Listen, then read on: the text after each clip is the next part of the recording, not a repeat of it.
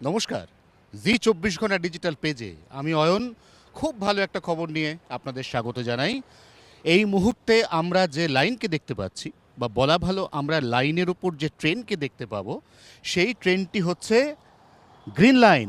ঝড়ের বেগে এই যে গ্রিন লাইন চলে গেল, এই গ্রিন লাইনের মোট দূরত্ব হচ্ছে সেক্টর 5 থেকে হাওড়া ময়দান।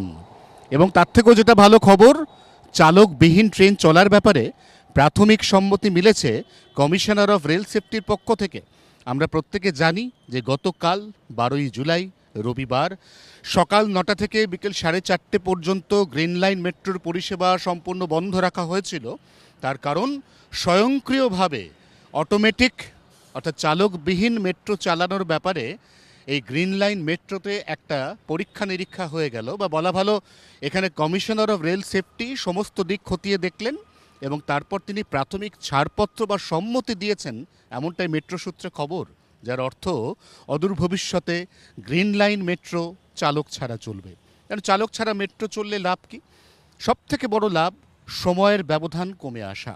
আমরা জানি এই মুহূর্তে গ্রিন লাইন মেট্রো বা কলকাতা শহরের অন্যান্য যে আধুনিক মেট্রো, যেমন পার্পল লাইন, অরেঞ্জ লাইন, এই মেট্রোগুলিতে একটির সঙ্গে আরেকটি ট্রেনের ন্যূনতম ব্যবধান 4 মিনিটের বেশি। তার কারণ একটি ট্রেন যতক্ষণ পর্যন্ত একটি প্ল্যাটফর্ম ছেড়ে পরের প্ল্যাটফর্ম পর্যন্ত না পৌঁছচ্ছে, ততক্ষণ তার পেছনে দাঁড়িয়ে থাকা রেক বা ট্রেন সেটি পরবর্তী প্ল্যাটফর্মের দিকে এগোতে পারে না। গোটা ব্যবস্থাটাই তো ম্যানুয়াল। যদি এই ব্যবস্থাটাই স্বয়ংক্রিয় হয়, আর্টিফিশিয়াল ইন্টেলিজেন্স হয়, রোবোটিক হয়, তাহলে এখানে সেন্সার বা তরঙ্গের মাধ্যমে পেছনে থাকা ট্রেন বুঝে নেবে সামনের ট্রেন কোন জায়গায়, কোন অবস্থায়, এবং তারপর সেই ট্রেন অটোমেটিক্যালি রওনা দেবে। অর্থাৎ এখানে সময়ের ব্যবধান কমে 2 মিনিট 1 সেকেন্ড দাঁড়াবে। যার অর্থ অদূর ভবিষ্যতে এই অত্যন্ত জনপ্রিয় গ্রিন লাইন মেট্রোতে আমরা 2.5 মিনিট অন্তর ট্রেন পাবো।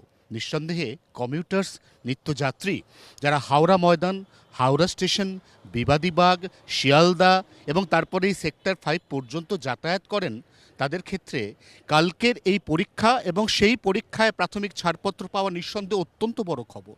জি 24 ঘন্টার জন্য ক্যামেরায় অরিন্দমের সঙ্গে অয়ন, সল্টলেক, কলকাতা।